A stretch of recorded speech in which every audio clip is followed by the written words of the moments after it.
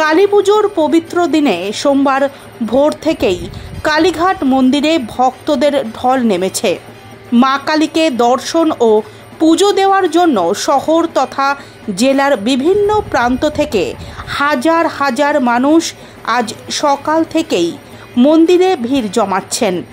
ভক্তদের পদচারণায় মুখরিত হয়ে উঠেছে গোটা মন্দির চত্বর ও আশেপাশের এলাকা। মন্দির কর্তৃপক্ষের পক্ষ থেকে বিশেষ ব্যবস্থার আয়োজন করা হয়েছে। নিরাপত্তার দিকেও রাখা হয়েছে কড়া নজর। পুলিশ ও স্বেচ্ছাসেবকরা সারাদিনব্যাপী শৃঙ্খলা বজায় রাখতে মোতায়েন রয়েছেন। ভক্তদের সুবিধার জন্য আলাদা প্রবেশ ও নির্গমন পথ তৈরি করা হয়েছে। রঙিন আলোকসজ্জা, ফুলের সাজসজ্জা ও ধূপের গন্ধে উৎসবের আমেজ ছড়িয়ে পড়েছে চারিদিকে। পুজোর সময় ঘণ্টা, শঙ্খ আর ঢাকের শব্দে মুখরিত হয়ে ওঠে কালীঘাট এলাকা। কালীঘাট মন্দির কমিটির এক সদস্য জানিয়েছেন, প্রতি বছরই কালী পুজোর দিনে ভক্তদের আগমন থাকে বিশাল সংখ্যায়। এবছরও ভক্তদের ভিড় দেখে আমরা অভিভূত। মা কালীকে প্রণাম জানিয়ে অনেকেই পরিবার ও সমাজের মঙ্গল কামনা করছেন। পুজো উপলক্ষে আশেপাশের দোকানপাটেও জমে উঠেছে বেচাকেনা।